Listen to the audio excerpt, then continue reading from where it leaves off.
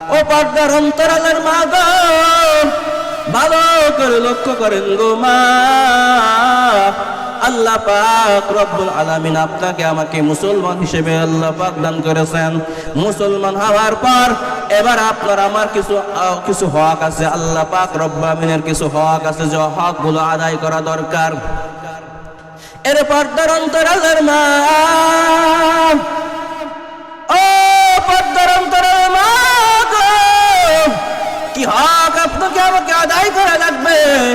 আজকে শোনা যায় কত মানুষ আমাদের সামনে বলে, হুজুর আমার একটা সন্তান হয়েছে, না না সন্তানরা কথা শোনে না, কথা শোনে না।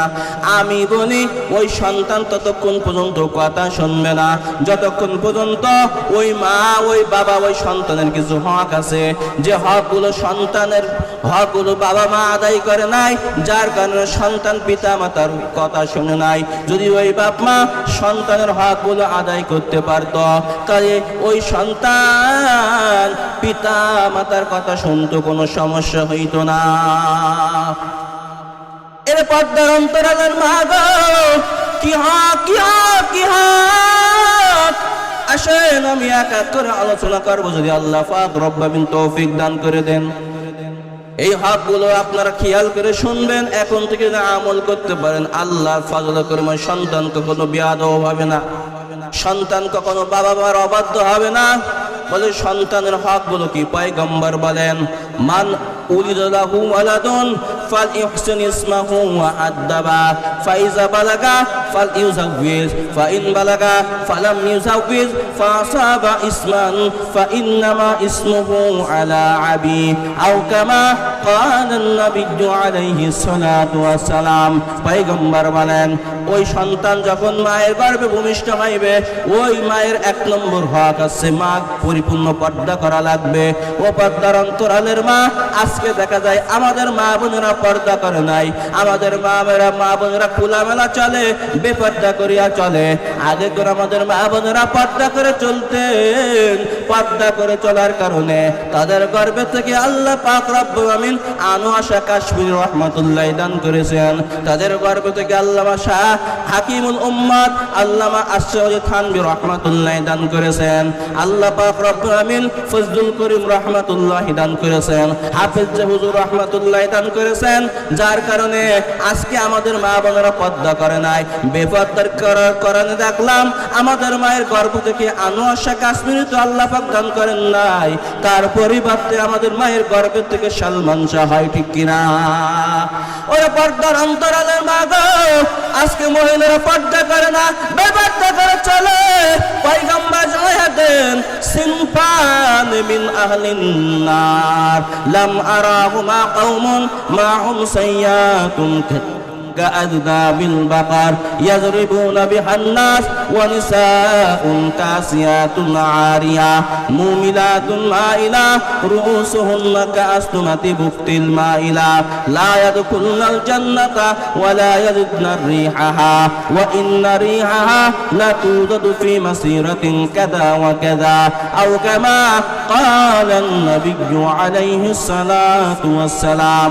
পয়গম্বর জানায়া দেন, সিনফান মিন আহলিন নার, দুইটা গ্রুপ, দুইটা দল এমন আছে যারা জাহান্নামে প্রবেশ করবে। পয়গম্বর বলেন, দুইটা দল এমন আছে যারা জাহান্নামে প্রবেশ করবে।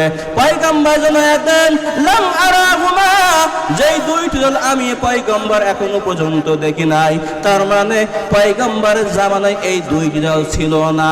পয়গম্বর বলেন, এক নম্বর, ওই দুই দলের ভিতরে এক নম্বর নিয়ে আমার বিষয় না, আমি সরাসরি 2 নম্বরে চলে যাই।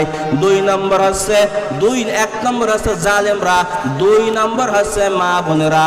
পয়গম্বর বলেন, ওয়ানিসাউন কাসিয়াতুন আরিয়া মুমিলাতুন মাইলা। পয়গম্বর জানায়া দেন, এক নম্বর ওই সমস্ত মহিলারা কাসিয়াতুন আরিয়া, যারা কাপড় পরার পর উলঙ্গ থাকে, যারা কাপড় পরার পর উলঙ্গ থাকে। কেমন কথা? পয়গম্বর বলতেছেন, যারা কাপড় পরার পরে বিবস্ত্র থাকে, উলঙ্গ থাকে, তার মানে মুহাদ্দিস কিরাম লিখতেছেন তার মানে তারা ঠিকই কাপড় পরবে, মহিলারা ঠিকই কাপড় পরবে, তবে কাপড় পরবে অত্যন্ত পাতলা মিহি কাপড়, এমন কাপড় পরিধান করবে যেই কাপড় পরিধান করার পরেও মহিলাদের শরীর প্রদর্শন করা যায়, দেখা যায় মহিলাদের শরীর সব দেখা যায়, মহিলা কালো না ঢালা, সাদা না কালো সব দেখা যায়। মুফাসসিরে কিরাম লিখতেছেন, মুহাদ্দিস কিরাম লিখতেছেন এই যে কাপড় পরার পরেও উলঙ্গ থাকবে, এর এক নম্বর অর্থ আছে কাপড় পরবে পাতলা মিহি কাপড়, এমন কাপড় পরিধান করবে যেই কাপড় পরিধান করার কারণে তাদের শরীর প্রদর্শন করা যায়, শরীর দেখা যায়।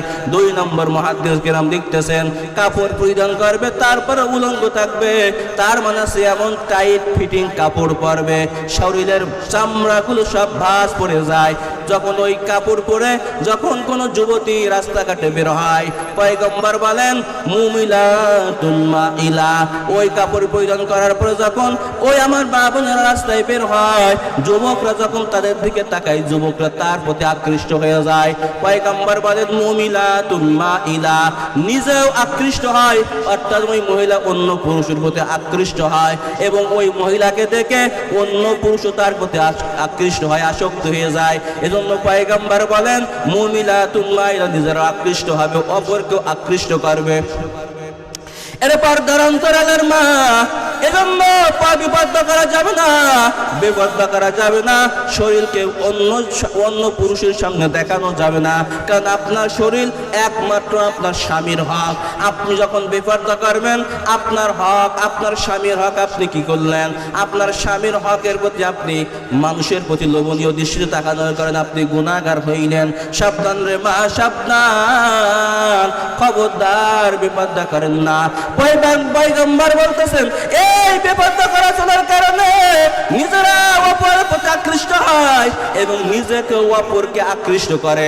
পয়গম্বর বলেন এই বেপর্দা করার কারণে, এই আল খিল্লা বেরানোর কারণে, বেপর্দা করে বেড়ানোর কারণে পয়গম্বর বলতেছেন এই জালেমরা এবং এই সমস্ত বেপর্দা মহিলারা জাহান্নামে প্রবেশ করবে। শুধু জাহান্নামে প্রবেশ করবে তাই নয়, জাহান্নামে প্রবেশ করার পরেও অনেক মানুষ এমন আছে জাহান্নামে প্রবেশ করার পরও জান্নাতের ঘ্রাণ পাইতে থাকবে। পয়গম্বর বলেন কিন্তু এই সমস্ত দুর্ভাগারা ওই জাহান্নামের ভিতর থেকেও জান্নাতের ঘ্রাণ পাবে না। এরপর অন্তরালের মা, এজন্য আপনি যখন গর্ভবতী হয়েছেন এক নম্বর আপনি বেপর্দা করবেন না, পর্দা করেন। আপনার শরীরকে অপরকে দেখাইন না। যখন আপনার শরীর, আপনার পেট অপরকে দেখাইবেন, অন্য যুবকের প্রতি, অন্য যুবক আপনার প্রতি যখন লোভনীয় দৃষ্টিতে তাকাবে, আপনার প্রতি বদ নজর লেগে যায়, আপনার প্রতি খারাপ বিষয় তাকানোর কারণে আপনার প্রতি বদ নজর লেগে যায়। এজন্য আপনার সন্তান গর্ভবতী, আপনি যখন গর্ভবতী হয়েছেন, আপনার সন্তান যখন আপনার গর্ভে আসছে, এক নম্বর হক আপনি কখনো বিপদা করবেন না। এই ভারতবর্ষের ভিতরে আল্লাহর এক ওলি ছিলেন, আল্লাহর ওলি খাজা মঈনুদ্দিন চিশতি রাহমাতুল্লাহি আলাইহি, কত বড় ওলি, যার চেহারা দেখিয়া ভারতবর্ষের 1 লক্ষ মুসলমান হয়েছেন। জোরে বলুন সুবহানাল্লাহ। মুসলমানি বুয়ে তো গরদান নেগাদান আইনানে খত বাদসতি খাজাদান গর্বসুরাত আদমি ইনসাব মুদে আহমদ আবু জাহল হাম ইয়াকসাবুদে। খাজা মঈনুদ্দিন চিশতি রাহমাতুল্লাহি আলাইহি ভারতবর্ষের ভিতরে এত বড় একজন ওলি ছিলেন খাজা মঈনুদ্দিন চিশতি রাহমাতুল্লাহি আলাইহি, যার চেহারা দেখিয়া 1 লক্ষের মতো মানুষ মুসলমান ধর্ম গ্রহণ করেছেন, ইসলাম ধর্ম গ্রহণ করেছেন। খাজা মঈনুদ্দিন চিশতি রাহমাতুল্লাহির সম্মানিতা আম্মা জান বলেন, ও খাজা মঈনুদ্দিন চিশতি, শোনো রে বাবা, তুমি যখন আমার গর্ভে আসছিলে, তুমি আমার গর্ভে আসার পর থেকে তুমি প্রসব করার আগ পর্যন্ত একদিনও আমি তাহাজ্জুদ নামাজ কাজা করি নাই রে বাবা। আর আজকে আমাদের মারা তো ফজরের নামাজই পড়ে না। কি আশ্চর্য, কি আশ্চর্য! খাজা মঈনুদ্দিন চিশতি রাহমাতুল্লাহি আম্মা জান বলেন, বাবারে শোনো, এক নম্বর, আমি তুমি গর্ভ আসার পর, তুমি গর্ভবতী হওয়ার পর, তুমি আমার পেটে গর্ভে আসার পর থেকে, আমার পেটে আসার পর থেকে এক নম্বর, আমি কখনো তাহাজ্জুদ নামাজ কাজা যাই নাই, একদিনও তাহাজ্জুদ নামাজ কাজা যাই নাই।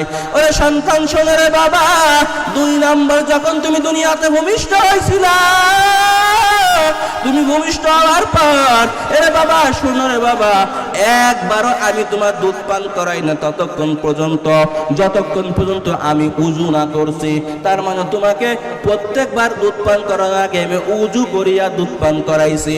যার কারণে আল্লাহর ওলি খাজা মঈনুদ্দিন চিশতি রাহমাতুল্লাহি আলাইহির মা বেপরদা না করার কারণে, তাহাজ্জুদ নামাজ পড়ার কারণে, উজু করে দুধ পান করার কারণে, আল্লাহর খাঁটি গোলাম হওয়ার কারণে, তার কারণে তার সন্তানরা এই জগৎ বিখ্যাত আল্লাহর ওলি হয়ে গেছেন। এজন্য সন্তানের প্রতি পিতামাতার এক নম্বর হক, মায়ের এক নম্বর হক, সন্তান যখন গর্ভে আসবে খবরদার বেপরদা করবেন না, পর্দা করবেন। আপনি কি করবেন? কোরআন শরীফ পড়বেন, জিকির আজকার করবেন। ওরে পর্দার অন্তরালের মা, আজকে দেখলাম আমাদের মারা যখন গর্ভবতী হয়, গর্ভবতী হওয়ার পরে বিভিন্ন সিনেমা দেখে, বিভিন্ন নাটক দেখতে থাকে, বিভিন্ন প্রকার সিনেমা দেখতে থাকে, যার কারণে ওই সন্তান ভূমিষ্ঠ হওয়ার পর যখন বাক শক্তি আল্লাহ পাক দান করেন, বাক শক্তি দান করার পর কথা বলতে শিখেই বলে ফাইটা যায়, বুকটা ফাইটা যায়, ঠিক কিনা জোরে বলেন। এর পর্দার অন্তরালের মা, তাকাই দেখেন বড় পীর আব্দুল কাদের জিলানী রাহমাতুল্লাহি মায়ের দিকে, তাকাই দেখেন মা, বড় পীর আব্দুল কাদের জিলানী রাহমাতুল্লাহি আলাইহির আম্মা জান যখন তার সন্তানরা গর্ভে আসলেন, বড় পীর আব্দুল কাদের জিলানীর আম্মা জান তিনি কোরআন শরীফ মুখস্থ করতেন। তিনি গর্ভে থাকা অবস্থায়, বড় পীর গর্ভে থাকা অবস্থায় তার আম্মা জান 18 পারা কোরআন শরীফের হাফেজা হয়েছিলেন। যার কারণে দেখলাম ওই সন্তান যখন ভূমিষ্ঠ হয়েছে, ভূমিষ্ঠ হওয়ার পর যখন বড় হয়েছে, বড় হওয়ার পর যখন তাকে মাদ্রাসায় ভর্তি করেছে, মাদ্রাসায় ভর্তি করার পর শিক্ষক বলতেছে বাবা পড়ো বিসমিল্লাহির রহমানির রহিম। সন্তান বলতেছে হুজুর আমি পড়ি, আপনি শোনেন। সন্তান পড়তেছে বিসমিল্লাহির রহমানির রহিম আলহামদুলিল্লাহি রাব্বিল আলামিন আলিফ লাম মিম যালিকাল কিতাবু লা রাইবা ফীহি হুদাল লিল মুত্তাকিন। ই কালাম জিন্দা কুরআনে হাকিম হিকমতে গুলায়া জানাসতু কদিম জামিউল মাহফিল কুরআনে হাকিম তাকাসুর আন আফহামুর রিজালি। মা বোনদেরকে অনুরোধ করতেছে, আপনাদের বাচ্চারা শুনছি ভিতরে দুষ্টুমি করতেছে, আপনারা একটু খেয়াল রাখেন। এভাবে দুষ্টুমি করলে তো আদব রক্ষা রাখেন না, মা বোনেরা একটু খেয়াল রাখেন। যে কথা বলতেছিলাম, এইভাবে বড় পীর আব্দুল কাদের জিলানী রাহমাতুল্লাহি আলাইহি পড়তে পড়তে 18 পারা কোরআন শরীফ পড়ে ফেললেন। কি আশ্চর্যের কথা! কি ব্যাপার বাবা, তুমি তো আজকে সবে মাত্র মাদ্রাসায় আসছো, তুমি তো ইতিপূর্বে কোরআন শরীফ পড়ো নাই। সন্তান বলতেছে হুজুর বেয়াদবি মাফ করবেন, আমার আম্মাজান আমি যখন গর্ভে ছিলাম, আমার আম্মাজান আমি গর্ভে থাকা অবস্থায় এইভাবে কোরআন শরীফ মুখস্থ করেছিলেন। মুখস্থ করতে করতে 18 পারা মুখস্থ করেছিলেন। আমার আম্মাজান 18 পারার মুখস্থ করার কারণে আমিও আল্লাহর ফজলতে 18 পারার কোরআনের হাফেজা হয়ে গেছি। এজন্য পর্দার অন্তরালের মা গো, আপনার সন্তান যখন গর্ভে আসবে বেশি বেশি পড়িয়া জিকির আজকার করবেন, বেশি বেশি পড়িয়া আল্লাহ তাসবিহ তাহলিল করবেন, বেশি বেশি করিয়া কোরআন তেলাওয়াত করবেন, বেশি বেশি করিয়া ইস্তিগফার করবেন, আল্লাহ দরবারে মাপ চাইবেন। তাহলে এর প্রভাব আপনার সন্তানের উপরে পড়বে। এরপরে যখন সন্তান জন্মগ্রহণ করবে, পয়গম্বর বলেন সন্তান জন্মগ্রহণ করার পর 1 নম্বর হক, সন্তান ভূমিষ্ঠ হওয়ার পর 1 নম্বর হক, ওই সন্তানের সুন্দর একটা নাম রাইখা দিতে হবে 7 দিনের দিন। সন্তানের সুন্দর একটা নাম রাখতে হবে। 2 নম্বর ওই সন্তানের তাহানিক করাইতে হবে। বলে তাহানিক কাকে বলা হয়? আমাদের মা বোনেরা তো তাহানিক বুঝেই না। তাহানিক কাকে বলা হয়? পয়গম্বর বলেন তাহানিক হচ্ছে যখন আপনার সন্তান দুনিয়াতে ভূমিষ্ঠ হইল, ভূমিষ্ঠ হওয়ার পর আপনি তালাশ করেন, আপনার এলাকার ভিতরে আল্লাহওয়ালা তালাশ করেন, বুজুর্গ ব্যক্তি তালাশ করেন। ওই বুজুর্গ ব্যক্তির মুখ থেকে এক টুকরা খেজুর দিয়া অথবা মিষ্টি দিয়া, মিষ্টি জাতীয় বস্তু দিয়া বুজুর্গ ব্যক্তি বলেন হুজুর তাহানিক করে দেন। ওই বুজুর্গ ব্যক্তি খেজুর চাবাইয়া যখন তার মুখের ওই বরকতি খেজুর যখন তার মুখে দেবে, সন্তানের মুখে দেবে, ওই বুজুর্গ ব্যক্তির বদৌলতে আল্লাহর ফজল করে ওই সন্তান বেআদব হবে না। কারণ ওই সন্তান দুনিয়াতে ভূমিষ্ঠ হওয়ার সাথে সাথেই ওই সন্তানের মুখে একজন বুজুর্গ ব্যক্তির লালা পড়ে গেছে। লালা পড়ার কারণে ওই সন্তান আল্লাহর ফজলে কখনো বেআদব হবে না। 2 নম্বর হক সন্তানকে তাহানিক করাইতে হবে। 3 নম্বর হক ওই সন্তানের যখন 7 দিন বয়স হয়, আল্লাহর পয়গম্বর বলেন ছেলে হলে 2টা ছাগল, মেয়ে হলে 1টা ছাগল। এই 1টা ছাগল অথবা 2টা ছাগল দিয়ে আপনার সন্তানকে আপনি আকিকা দেন। আকিকা দিয়ে এলাকার গরিব মিসকিনদের খাওয়ান। এলাকার গরিব মিসকিনদের খাওয়ানোর পর এই সন্তান আস্তে আস্তে যখন বড় হবে, পয়গম্বর বলেন সন্তান যখন প্রথমেই বাকশক্তি ফুটবে, প্রথমেই কথা বলতে শিখবে, পয়গম্বর বলেন ওই সন্তানের প্রথমেই শিখাইতে হবে লা ইলাহা ইল্লাল্লাহ। সন্তানের প্রথমে শিখাইতে হবে লা ইলাহা ইল্লাল্লাহ। এই লা ইলাহা ইল্লাল্লাহর কেমন দাম রে মা! আল্লাহর পয়গম্বর হযরত মুসা আলাইহিস সালাতু ওয়াস সালাম আল্লাহর দরবারে বললেন, আল্লাহ আমাকে এমন একটা কালিমা শিক্ষা দেন, এমন একটা আমল শিক্ষা দেন, যে আমলের মাধ্যমে আমি আপনার নৈকট্য হাসিল করতে পারবো, যে আমলের মাধ্যমে আমি আপনার সান্নিধ্য অর্জন করতে পারবো। আল্লাহ পাক রব্বুল আমিন বললেন, ও পয়গম্বর মুসা বেশি বেশি পরিমাণ পড়ো লা ইলাহা ইল্লাল্লাহ, বেশি বেশি পরিমাণ পড়ো লা ইলাহা ইল্লাল্লাহ। পয়গম্বর মুসা আলাইহিস সালাতু ওয়াস সালাম বললেন, আল্লাহ এটা তো পুরাতন বাক্য, এটা তো পুরাতন আমল, নতুন কোন আমল শিক্ষা দেন।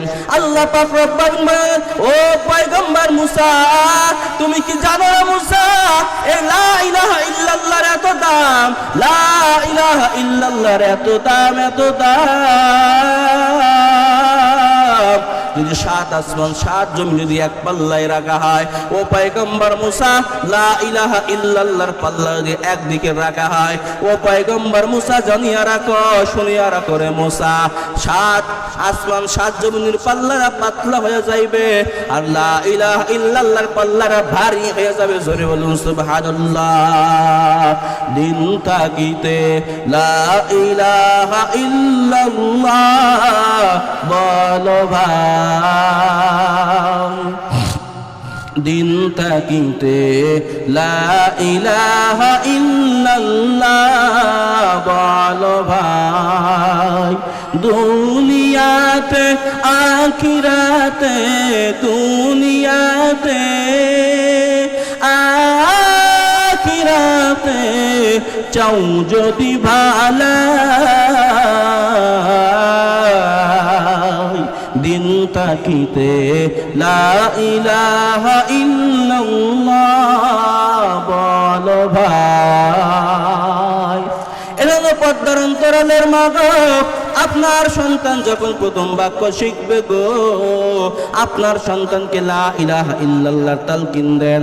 আপনার সন্তান যখন লা ইলাহা ইল্লাল্লাহ শিখবে, ওই সন্তান আল্লাহর ফজলে ভালো হবে, খারাপ হওয়ার কোনো আশা করা যায় না। এর পর্দার অন্তরালের মা গো, ভালো করে লক্ষ্য করেন গো মা, আপনার সন্তান এখন আস্তে আস্তে বড় হয়েছে, আপনার সন্তানকে পয়গম্বর বলেন এবং আদব শিক্ষা দেন। আদব মানে কি? আপনার সন্তানকে কোরআন ও হাদিসের জ্ঞান শিক্ষা দেন, আপনার সন্তানকে কোরআন ও হাদিসের জ্ঞান শিক্ষা দেন, আপনার সন্তানকে ইলম শিক্ষা দেন। পয়গম্বর বলেন, ইকালু লিসাহিবিল কুরআন ইকরা ওয়ারতাকি ওয়ারাতিল কামা কুনতা তুরাতিলু ফিদ দুনিয়া ফা ইন্না মানজিলাকা ইনদা আখির আয়াতিন তাকরাউহা। আও কামা ক্বালা নবিয়্যু আলাইহিস সালাতু ওয়াস সালাম। পয়গম্বর জানায়া দেন, এরে আমার উম্মতের দল, কিয়ামতের ময়দানে যখন কিয়ামত কায়েম হয়ে যাবে, পুরা মাঠটা তামা হয়ে যাবে, মানুষের এক বিধের উপরে সূর্যকান চলিয়ে আসবে।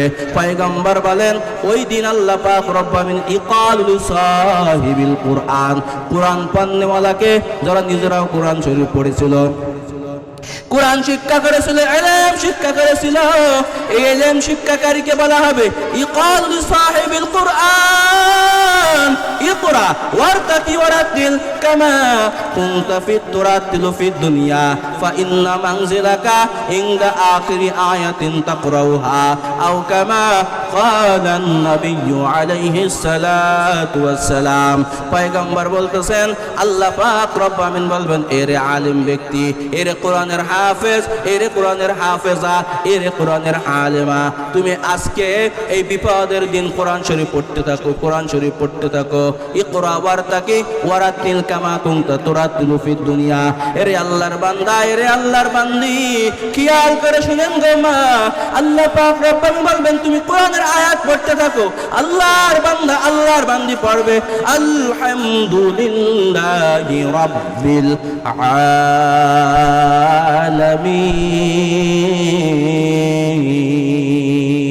আলামিন। আল্লাহর হাবিব বলতেছেন, এক একটা আয়াত পড়বে, এক এক তালার উপরে সমশীল হয়ে যাবে, এক এক তালার উপরে উঠিয়া যাইবে। পয়গম্বর বলেন, ওই বিল্ডিংটা এত দামি বিল্ডিং, যে বিল্ডিংটা আল্লাহ পাক রব্বুল আমিন যে বিল্ডিং তৈরি করেছে, যে ইটগুলো ছিল রূপার তৈরি, আর কারুকার্য করা হয়েছে স্বর্ণ দ্বারা, সোনা দ্বারা, মুক্তা দেওয়া কারুকার্য হয়ে করা হয়েছে, এরকম এক একটা আয়াত পড়বে, এক এক তালার উপরে উঠিয়া যাইবে। জোরে বলুন সুবহানাল্লাহ। শুধু কি তাই, শুধু কি তাই, শুধু কি তাই, শুধু তাই নাই, তাই নাই, তাই নাই, পয়গম্বর জানায়া দেন, আল্লাহর কোন বান্দা, আল্লাহর কোন বান্দা যখন কোরআন ও হাদিসের জ্ঞান শিক্ষা করার জন্য যখন ঘর থেকে বাইর হয়, সমুদ্রের মাছ পর্যন্ত তার জন্য দোয়া করতে থাকে, সমুদ্রের পিপিলিকা পর্যন্ত তার জন্য দোয়া করতে থাকে। রে মা ও বোনেরা, এই জন্য আপনার সন্তানকে ইলম শিক্ষা করেন, কোরআন ও হাদিসের জ্ঞান শিক্ষা করেন। পয়গম্বর বলেন, শুধু তাই নাই, মান করাআল কুরআন, যে ব্যক্তি কোরআন শরীফ পড়বে, কোরআনের আলেম হবে, আল্লাহর বান্দা ইলম অর্জন করে আমল করার বদৌলতে আল্লাহর বান্দা যখন কিয়ামতের দিন যখন জান্নাতে যাইবে, আল্লাহ পাক রব্বুল আমিন বলবেন, এরে আমার বান্দা, দুনিয়াতে তুমি এই কোরআনের জন্য কত কষ্ট করেছো, দুনিয়াতে এই কোরআনের জন্য কত কষ্ট করেছো রে বান্দা, কত কষ্ট করিয়া করিয়া ওই ডাউলের পানি খাইয়া ইলম অর্জন করেছো রে বান্দা, যাও যাও যাও, জান্নাতে চলিয়া যাও। আল্লাহর বান্দা যখন জান্নাতে যাইবে, আল্লাহর বান্দা যখন জান্নাতে যাইবে, দেখবে তার আব্বা, তার আম্মা, তার পরিবারের ভিতর থেকে অনেক 10 জন ব্যক্তি জাহান্নামে সাব্যস্ত হয়ে গেছে। যারা জাহান্নামে যাইবে, আল্লাহর বান্দা আল্লাহ দরবারে দরখাস্ত করে বলবে, আল্লাহ,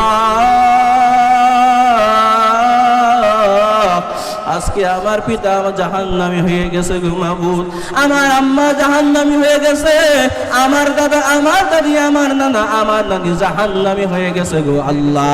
আয় আল্লাহ, আমি আজকে জান্নাতি, আমার পিতা মা জাহান্নামে থাকবে, এটা কেমনে সহ্য করব? আল্লাহ পাক রব্বুল আমিন বলবেন, রে আমার বান্দা, তোর কোনো টেনশন নাই, তোর কোনো চিন্তাগ্রস্ত হওয়ার কোনো কারণ নাই। তোমার পিতা মাতাকে, তোমার পরিবারের 10 জন ব্যক্তিকে সুপারিশ করিয়া জান্নাতে চলে যাও। এবার আল্লাহর বান্দা তার পরিবারের 10 জন ব্যক্তিকে সুপারিশ করিয়া জান্নাতে নিয়ে যাবে। জোরে বলুন সুবহানাল্লাহ। কোরআন শেখাও ছেলে মেয়েকে, ও হে মুসলমান, জান কবজের সময় তোমার হইবে রে আসান। কোরআন শেখাও ছেলে মেয়েকে, ও হে মুসলমান, জান কবজের সময় তোমার হইবে রে আসান। একটি ছেলে আলেম হলে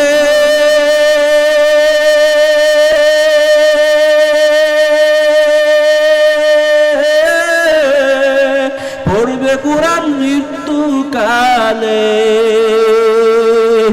একটি মেয়ে আলেমা হলে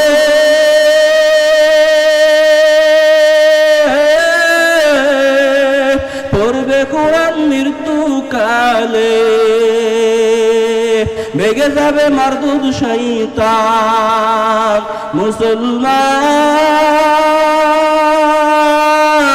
ও মুসলমান ভেগে যাবে মারদুদ শয়তান তাকবীর ঈমান জান কবজের সময় তোবার হইবে রে আসাদ। এজন্য সন্তানকে মাদ্রাসায় পড়ান, সন্তানকে যদি মাদ্রাসায় পড়াইতে পারেন, আপনার মেয়েকে যদি মাদ্রাসায় পড়াইতে পারেন, এই সন্তান পরকালে আপনার কাজে লাগবে। ওরে পর্দার অন্তরালের মা, পয়গম্বর মুসা আলাইহিস সালাতু ওয়াস সালামের জামানার একটা ঘটনা তাফসীরে মাযহারের ভিতর আসতেছে। পয়গম্বর মুসা আলাইহিস সালাতু ওয়াস সালাম রাস্তা দিয়ে রওনা করতেছেন, রাস্তা দিয়ে যাইতেছেন, যাইতে যাইতে তাকায় দেখেন রাস্তার এক পাশে একটা কবর রয়েছে। পয়গম্বর মুসা আলাইহিস সালাম তাকায় দেখতেছেন কবরের দিকে, তাকাই দেখেন কবরের ভিতরে দাউ দাউ করে আগুন জ্বলতেছে, কবরের ভিতরে আযাব শুরু হয়ে গেছে। পয়গম্বর মুসা আলাইহিস সালাম আশ্চর্য হয়ে গেলেন, মনের ভিতরে কষ্ট পাইলেন, কারণ কোন পয়গম্বর চান না তার জামানায় তার কোন উম্মত জাহান্নামে হয়ে যাক। বর্তমান আলেমরাও চাই না পয়গম্বর দুনিয়ার ভিতরে নাই। পয়গম্বর বলেন আলেমগণ হচ্ছে আমার ওয়ারিস। আর পয়গম্বর যেমন নাকি মানুষের দিনের দাওয়াত দিয়ে দিয়ে মানুষকে জাহান্নামের পথ থেকে জান্নাতের পথে নিয়ে আসছে, এজন্য পয়গম্বর যত দুনিয়ার যুগে নাই। এজন্য উলামায়ে কেরাম আজকে কোরআন ও হাদিসের বয়ান শুনিয়া, কোরআন ও হাদিসের বয়ান দিয়া, দাওয়াত দিয়া মানুষকে জাহান্নামের পথ থেকে জান্নাতে নিয়ে যাওয়ার চেষ্টা করেন। রে মা ও বোনেরা, পয়গম্বর মুসা আলাইহিস সালামের যে ঘটনা বলতেছিলাম, পয়গম্বর মুসা আলাইহিস সালাম তাকাই দেখতেছেন কবরের ভিতরে আগুন দাউ দাউ দাউ দাউ করে আগুন জ্বলতেছে। পয়গম্বর মুসা আলাইহিস সালাম মনের কষ্ট নিয়ে সামনে দিকে অগ্রসর হইলেন। দুই একদিন পরে যখন পয়গম্বর ওই রাস্তা দিয়ে আবার ফিরে আসতেছেন, আবার ফিরে আসতেছেন, আবার ফিরে আসার সময় তাকাই দেখতেছেন সেই কবরের ভিতরে আগুন আগুন দাউ দাউ করে জ্বলতেছিল। কিন্তু না না, এখন কবরের ভিতরে আগুন জ্বলে না, কবরটা আল্লাহর ফজল কর্মে জান্নাতের বাগান হয়ে গেছে। ও পর্দার অন্তরালের মা গো, আজকে দুনিয়ার ভিতরে গান বাজনা শোনেন, আজকে দুনিয়ার ভিতরে নামাজ পড়েন না, আজকে দুনিয়ার ভিতরে পর্দা করেন না, আজকে দুনিয়ার ভিতরে গুনার কাজ করেন। ও পর্দার অন্তরালের মা, আমার মালিক দরবারে দিয়ে কি জবাব দিবেন একটু চিন্তা করেন রে মা। ও পর্দার অন্তরালের মা, আপনাদের মতন মা ছিল অনেকেই। ওই যে মাসেদার ঘটনা অনেকে হয়তো জানেন, ফিরাউনের দাদি ছিল একজন দাদি, নাম ছিল তার মাসেতা। এই মাসেতা হযরত মাসেতা রাদিয়াল্লাহু তাআলা আনহা, হযরত মাসেতা যিনি একজন ফিরাউনের বাদী ছিলেন। ফিরাউনের একটা পালক কন্যা ছিল, ওই পালক কন্যার জন্য ফিরাউন একজন দাসী রেখেছিল, নাম ছিল তার মাসেতা। এই মাসেতা আল্লাহর উপরে ঈমান আনয়ন করেছিল, আল্লাহর উপরে ঈমান এনেছেন, পয়গম্বর মুসা আলাইহিস সালামের উপরে ঈমান এনেছেন। মাসেতা একদিন যখন নাকি ফিরাউনের ওই পালক কন্যাকে যখন নাকি চুল আশ্রাইতেছিল, হঠাৎ করে চরণী পড়ে যায়। চরণী পড়ে যাওয়ার পর মাসেতা পরে বিসমিল্লাহির রহমানির রহিম বলিয়া চরণী কান উঠায়। এই কথা বলার পর এবার ফিরাউনের পালক কন্যা শুনে ফেলেছে।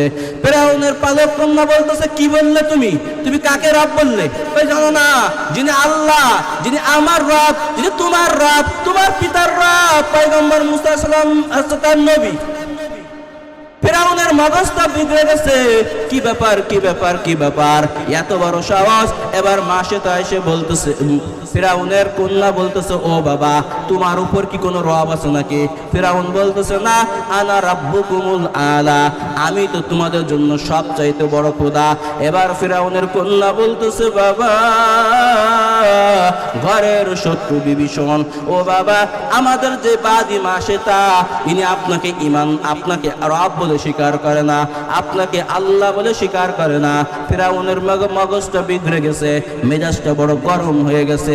এত বড় সাহস, আমার ঘরের ভিতরে আমার শত্রু রয়েছে, ডাক দেয় মাসেতাকে, ডাক দেয় মাসেতাকে। ডাক দেওয়ার পর ও পর্দার অন্তরালের মা ও বোনেরা ভালো করে শুনেন, আজকে তো আমরা ঈমান আনয়ন করলে, আজকে তো আমরা নামাজ পড়লে এরকম কষ্ট তো আমাদের কেউ দেয় না, অথচ আজকে আমরা নামাজ পড়তে পারি না, পর্দা করতে পারি না, জিকির আজকার করতে পারি না, দিনে কোরআন তেলাওয়াত করতে পারি না, রোজা রাখতে পারি না, আমার মালিকের দরবারে কি জবাব দিবে? একটু চিন্তা করে বিবেক খাটান। মা সে তা বলতেছে, ফিরাউন যখন মাসুটাকে ডাক দেয়, ফিরাউন ডাক দেওয়ার পর ফিরাউন বলতেছে, মা সেতা তুমি কাকে রব বলে স্বীকার করো? মা সেতা বলতেছে, আমি এমন একজনকে রব বলে স্বীকার করে যিনি আমার রব, যিনি আপনার রব, যিনি আপনার মেয়ের রব, সমস্ত মানব জাতির রব। ফিরাউনের মগজটা গেড়ে গেছে, মস্ত বড় রাগ হয়ে গেছে।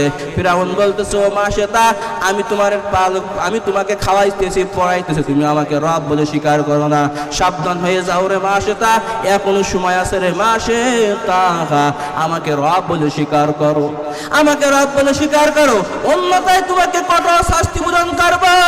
মা সেটা বলতেছে, না না, কোশ্চিন কালেও সম্ভব না, আমাকে লিটে কেটে টুকরো টুকরো করা হয়, আমি যে আল্লাহর উপর ঈমান আনয়ন করেছি আমি ছাড়ব না। এবার মা সেটাকে মা বোনেরা শুনতে পাচ্ছেন নাকি? আপনারা মাঝখানে খালি রেখে দুই পাশে বসছেন, একটু আল্লাহর রাস্তায় আল্লাহ জিকির করতে করতে মাঝখানে সরে আসেন, মাঝখানে জায়গা খালি জায়গা পূরণ করেন। সবাই একটু সামনের দিকে সরে আসেন, আমার অন্য মাদেরকে মা বোনদেরকে বসার সুযোগ করেন, সবাই একটু জিকির করেন আর সামনের দিকে সরে আসেন। লা ইলাহা ইল্লাল্লাহ, লা ইলাহা ইল্লাল্লাহ, সামনের দিকে সরে আসেন।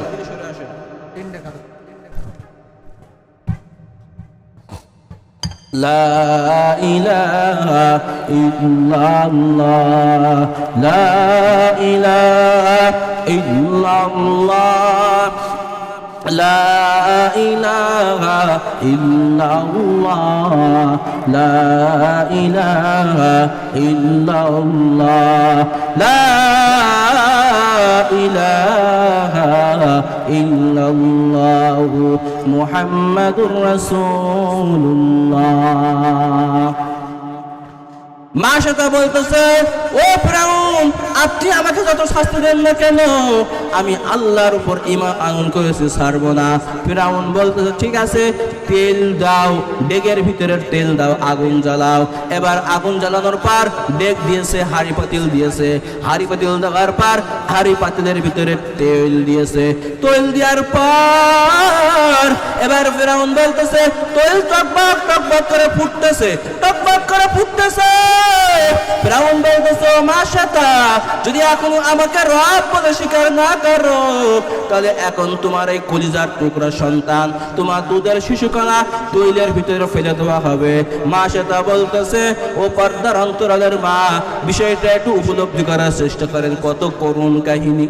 ফিরাউন বলতেছে, ও মা সেতা যদি তুমি আমাকে রব বলে স্বীকার না করো, এখন তোমার ওই সন্তানকে তৈলের ভিতরে ফেলে দেওয়া হবে। মা সেতা বলতেছে, ফিরাউন তুমি যা ইচ্ছা তাই করতে পারো গো, আমি আল্লাহর উপর ঈমান এনেছি, ছাড়ব না। এবার মাসুদার কোলের থেকে কলিজার টুকরা সন্তান খান যখন লইয়া যখন তৈলের ডেগের ভিতরে ফেলে দিছে, তৈলের ডেগের ভিতরে ফেলে দেওয়ার পর এবার সন্তানকে হাউমাউ করে কান্না করতেছে। তৈলের ভিতরে পড়ার পর সন্তান খানা যখন তার বস্তুগুলো খুশিয়া খুশিয়া পড়িয়া সব ভুনা হয়ে গেছে, মা সেটা তাকায় আর চোখের পানি ঝরঝর করে পড়তেছে। কারণ কি, যেহেতু সন্তানের প্রতি আর মায়ের প্রতি আল্লাহ পাক এমন একটা মমতা সৃষ্টি করে দিয়েছেন যেটা দুনিয়ার অন্য কোনো কারোর ভিতরে নাই, ঠিক কিনা?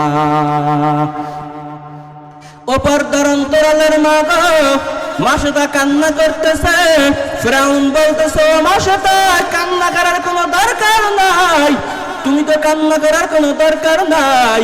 এখনো আমি যদি আমার উপর ঈমান আনো, তোমার জান কান্না আমি ভিক্ষা দেবো, তোমার জান কান্না আমি কৌজ করবো না, তোমার জান কান্না তোমাকে তেলের ভিতরে ফেলে দেবো না।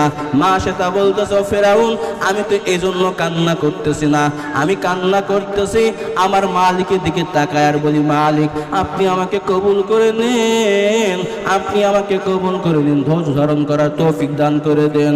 ও আল্লাহ, ফিরাউনের প্রতি আমি ঈমান আনি নাই, আমি আপনার উপরে ঈমান আনয়ন আবেদন করেছি, আপনি আমাকে কবুল করে দিন, সবর করার তৌফিক দান করে দেন। এবার ফিরআউন বলতেছে ঠিক আছে, তোমার 2 নম্বর সন্তান, যেটা প্রথম সন্তান, যেটা ছোট বাচ্চা নয়, 8-9 বছর বয়স, তাফসীরের ভিতরে লিখতেছে 8-9-10 বছর বয়স, এমন সন্তানকে এবার বলতেছে যে আমার উপর ঈমান না আনো, তোমার এই সন্তানকে তৈলের ভিতরে ফেলে দেওয়া হবে। এবার মাসে তার সামনে তখন তার সন্তান খানা তেলের ভিতরে ফেলে দেওয়া হয়েছে। তেলের ভিতর থেকে সন্তান বলতেছে মা গো, আপনি টেনশন করেন না, চিন্তা করার কোনো কারণ নাই, সবর করেন গো মা, সবর করেন। এই আগুন আসল আগুন না, আল্লাহ চায় তো এরপরে আমাদেরকে আমার আল্লাহ জান্নাত দিয়ে দেবে। মাসে তো হাউমাউ করে কান্না করতেছে, হাজার হলুদ সন্তান, সন্তানের প্রতি মায়ের আল্লাহ একটা মহব্বত আল্লাহ পাক সৃষ্টি করে দিয়েছেন। মাসে তার চক্ষু থেকে ঝরঝর করে পানি পড়তেছে। জীবনের মূল কষ্ট মায়ের প্রসব বেদনায়, জীবনের মূল কষ্ট মায়ের প্রসব বেদনায়, 7 আসমান 7 জমিন তখন মায়েরই মাথায়। এমন মাকে কেমনে আজি, এমন মাকে কেমনে আজি যাব আমি ভুলিয়া। ও আমার প্রাণের মা, মা গো মা, কোথায় গেলে মরু সারিয়া, জনম দুঃখী ইয়াতিম আমি, চাই না কেহ ফিরিয়া। আমি যখন ছোট ছিলাম মায়েরই উদরে, চলাফেরা করতেন যে মা কত কষ্ট করে। আমি যখন ছোট ছিলাম মায়ের উদরে, চলাফেরা করতেন যে মা কত কষ্ট করে। আমার সুন্দর রূপ দেখে মায়ের, আমার সুন্দর রূপ দেখে মায়ের, বেতাশাই সব হাসায়া। ও আমার প্রাণের মা, মা গো মা, কোথায় গেলে মরু সারিয়া, জনম দুঃখী ইয়াতিম আমি, চাই না কেহ ফিরিয়া। মাসে তার সামনে সন্তান দুজন যখন হত্যা করা হয়েছে, সন্তানরা বলতেছে মা চিন্তা করার কোনো কারণ নাই, টেনশন করার কোনো কারণ নাই গো মা, আপনি সবর করেন। এই আগুনটা আসল আগুন না রে মা, এই আগুনের উপরে আল্লাহ পাক রব্বুল আলামিন আমাদের জন্য জান্নাত লিখে দিয়েছেন। এরপরে মা সেটা উপরের দিকে হাউমাউ করে তাকায়া কান্না করে, চক্ষু থেকে পানি বের হয়। ফিরআউন বলতেছে মা সেটা এখনো সুযোগ আছে, এখনো সময় আছে, যদি এখনো তুমি আমার উপর ঈমান আনো তাহলে তোমাকে অন্তত হত্যা করব না। মা সেটা বলতেছে ওরে ফিরআউন, তুমি আমাকে যা ইচ্ছা তাই করতে পারো, কিন্তু আমি আমার মালিকের উপরে ঈমান আনতে ছাড়বো না। আল্লাহু আকবার। আমি তো ঈমান ছাড়বো না, ছাড়বো না। এবার মা সেটাকে হত্যা করবে। মা সেটা বলে ও ফিরআউন, আমাকে যেহেতু হত্যাই করবেন, আপনার কাছে আমার একটা অনুরোধ, আমার একটা আরজি আপনি পূরণ করবেন কিনা বলেন। ফিরআউন বলতেছে কি আরজি বলো। এবার মা সেটা বলতেছে অন্তত আমি যখন হত্যা হয়ে যাব, আমাকে যখন হত্যা করবেন, আমাকে তৈলের ভিতরে দেওয়ার পর আমার তো হাড় দুই থাকবে, আর বস্তু কিছুই পাওয়া যাবে না। অন্তত আমার হাড্ডিগুলো ওই বাইতুল মুকাদ্দাসের পাশে দাফন করে দিয়েন। ফিরাউন বলতেছে ঠিক আছে, তোমার এই আবদারটা পূরণ করব। এজন্য ফিরাউন মাসিতা সহ তার 2 কলিজা টুকরা সন্তানের হাড্ডি গুড্ডি ওই বাইতুল মুকাদ্দাসের পাশে তাকে দাফন করা হয়েছিল। এজন্য পয়গম্বর আরবি সাল্লাল্লাহু আলাইহি সাল্লাম যখন মেরাজে গেলেন, মেরাজে যাওয়ার পর হঠাৎ করে দেখছে সুঘ্রাণ আসতেছে। পয়গম্বর জাত দিয়ে বলেন, ও জিবরাইল ভাই, মনে হচ্ছে যেন জান্নাতের ঘ্রাণ আসতেছে। জিবরাইল বলতেছে, পয়গম্বর না না, এটা জান্নাতের ঘ্রাণ না, এটা আছে পয়গম্বর মুসা ইসলামের উম্মত। 3 উম্মতের কাহিনী কান সব কিছু খুলে বললেন। খুলে বলার পরে জিবরাইল বলতেছে, ও পয়গম্বর, ওই মাসেতা সহ মাসেতা 2 সন্তানের সুগান আসতেছে। ও পয়গম্বর, কিয়ামত পর্যন্ত এই সুগান আল্লাহ পাক রব্বুল আলামিন জারি রাখবেন। ও পর্দার অন্তরালের মা, মাসেতার উপরে এত নির্যাতন করার পরে মাসেতা ঈমান ছাড়ে নাই রে মা। আজকে আমরা আল্লাহ পাক রব্বুল আলামিন এত নিয়ামত দান করার পর আজকে নামাজ পড়লে কেউ বাধা দেবে না, আজকে যদি পর্দা করি কেউ বাধা দেবে না। অথচ আজকে এত সুযোগ থাকার পরেও আমরা নামাজ পড়তে চাই না, আমরা পর্দা করতে চাই না, আমরা রোজা রাখতে চাই না, আজকে স্বামীর খেদমত করতে চাই না। আল্লাহর দরবারে কি জবাব দেবেন গো মা? অনেকে শোনা যায় অনেক মহিলারা স্বামীর সাথে দুর্ব্যবহার করে, স্বামীর সাথে খারাপ ব্যবহার করে। পয়গম্বর বলতেছেন, যদি আমি আল্লাহ ছাড়া অন্য কারোর সেজদা করার অনুমতি দিতাম, আল্লাহ পাক যদি আল্লাহ ছাড়া অন্য কারো সেজদা করার অনুমতি দান করতেন, পয়গম্বর বলেন আমি বলতাম যেন মহিলা তার স্বামীকে সেজদা করে। আর আজকে দেখা যায় অনেকে স্বামীর সঙ্গে দুর্ব্যবহার করেন। পয়গম্বর জানায় কোন স্ত্রী যখন স্বামীর প্রতি রাগ করিয়া রাত্র যখন ঘুমিয়ে যাবে, পয়গম্বর বলেন সারা রাত্র ফেরেশতারা তার জন্য বদদুয়া করতে থাকে যতক্ষণ পর্যন্ত স্বামী তার সঙ্গে কথা না বলবে, স্বামী ওই স্ত্রীর প্রতি সন্তুষ্ট না হবে, ততক্ষণ পর্যন্ত ওই স্বামী সন্তুষ্ট না হওয়ার আগ পর্যন্ত ফেরেশতারা তার জন্য বদদুয়া করে। পর্দার অন্তরালের মা, এজন্য আমার আপনার সন্তান থেকে মাদ্রাসায় পড়াইতে হবে, নিজে আমল করতে হবে। আমার সন্তানকে যখন মাদ্রাসায় পড়াইবো, ওই সন্তান আমাকে আপনাকে সুপারিশ করিয়া জান্নাতে নিয়ে যাবে। যে কথা বলতেছিলাম পয়গম্বর মুসা ইসলামের জামানার যে ঘটনা বলতেছিলাম, পয়গম্বর মুসা আলাইহিস সালাম আসার পথে দেখতেছেন ওই কবরের ভিতরে এখন আর আগুন দেখা যায় না। আল্লাহর ফজলে গরমে কবরের আযাব মাফ হয়ে গেছে, কবরটা জান্নাতের বাগান হয়ে গেছে। আল্লাহর হাবিব বলেন, আল কবরু রাউযাতুম মির রিয়াজিল জান্নাহ আও হুফরাতুম মিন হুফারিন নার। আল্লাহর হাবিব বলেন কবরটা কারোর জন্য আল্লাহর ফজল করমে জান্নাতের বাগান হয়ে যাইবে। আর আল্লাহ না করুক, আল্লাহ না করুক, আল্লাহ না করুক, কারোর জন্য কবরটা জাহান্নামের গর্ত হয়ে যাইবে। কবর প্রতিদিন ডাক দিয়ে বলে, আনা বাইতুল ওয়াহদা, আনা বাইতুজ জুলুমাত, আনা বাইতুজ জুলুম ও আব্দুল করিম ও রহিমা খাতুন, আমি একাকিত্বর ঘর, আমি পোকামাকড়ের ঘর, আমি অন্ধকার ঘর, সাথীও নাই বাতিও নাই। আবার ভিতরে আসার আগে নেক আমল করিয়া তারপরে আসবা। আল্লাহ না করে যদি কোনো ব্যক্তি নেক আমল না করিয়া আল্লাহ পাকের খাঁটি গোলাম না হয়ে যদি অন্ধকার কবরে যায়, পয়গম্বর বলতেছেন কবরের ভিতরে সাপ আসিয়া ভরিয়া যাইবে। কবরের মাটি 2 দিক থেকে আস্তে আস্তে সংকীর্ণ হইতে হইতে আল্লাহর নাফরমান বান্দা বান্দীকে এমন জোরে একটা চাপ মারবে,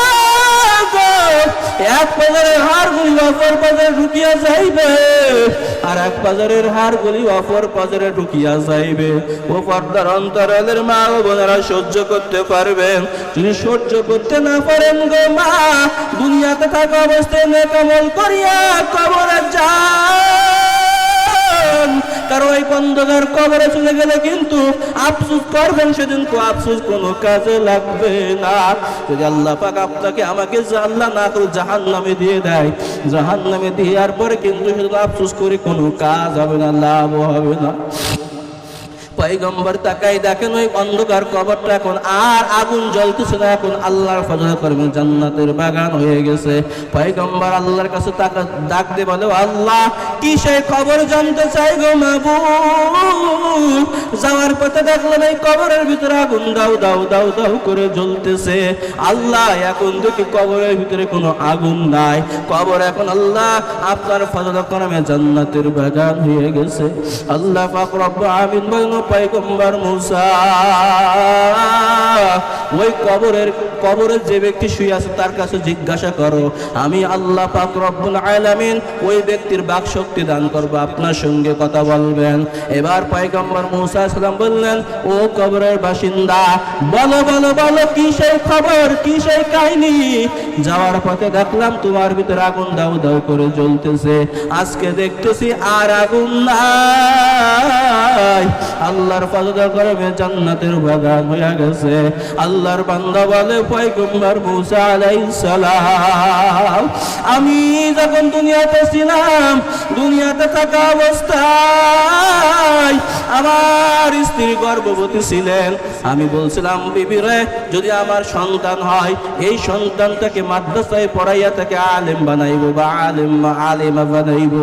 ও পয়গম্বর মুসা, আমি যখন মৃত্যুবরণ করব, আমি বললাম, ও বিবি রে, হয়তো বা দুনিয়াতে আমি আর বেশি দিন বেঁচে থাকবো না। ও বিবি, আমার সন্তানটাকে তুমি বেঁচে থাকলে আলেম বানাইবা, মাদ্রাসায় ভর্তি করিয়া আলেম বানাইবা। ও পয়গম্বর, আমার সন্তান বড় হইছে, আমার সন্তান বড় হওয়ার পর আমার বিবি বলে, বাবারে, তোমার আব্বার বড় ইচ্ছা ছিল তোমাকে আলেম বানাইবে। ও বাবা, তোমার আব্বা আজকে দুনিয়ার জগতে বেঁচে নাই, যাও যাও মাদ্রাসায় পড়তে যাও। আমার বিবি আমার সন্তানটাকে মাদ্রাসায় ভর্তি করে। মাদ্রাসায় ভর্তি করার পর ওই সন্তান মাদ্রাসায় প্রথম দিন যান। প্রথম দিন যাওয়ার পরে উস্তাদ পড়ায়, পড়ো বাবা বিসমিল্লাহির রহমানির রহিম। ও পয়গম্বর, আমার সন্তান আজকে এই আয়াতটাই শিখছে। এই আয়াতখান শেখানোর পর আমার সন্তান বাড়িতে গেছে। আমার বিবি বলে, বাবারে কি শিখছো? সন্তান বলতেছে, আম্মা জান, আজকে শুধু শিখেছি বিসমিল্লাহির রহমানির রহিম। ও পয়গম্বর, আমার বিবি বলে, বাবারে, তোমার আব্বার ইচ্ছা ছিল তোমাকে আলেম বানাইবে, তোমার আব্বা তো আজকে দুনিয়ার জগতে নাই। ও বাবা, তুমি যেটাই পড়েছো ওইটাই পড়িয়া তোমার আব্বার জন্য দোয়া করো। ও পয়গম্বর, আমার সন্তান যখন বিসমিল্লাহির রহমানির রহিম পড়িয়া আল্লাহর দরবারে দোয়া করিয়া, যখন আল্লাহর দরবারে দোয়া করেছে, আল্লাহ পাক রব্বুল আলামিন আমার সন্তানের দোয়া কবুল করেছেন। আমার সন্তানের দোয়া কবুল করার বদৌলতে আমার সন্তান দোয়া করার কারণে ও পয়গম্বর, আমার আল্লাহ পাক আমার কবর আযাব মাফ করে দিয়ে জান্নাত দিয়ে দিয়েছেন। একটি ছেলে আলেম হলে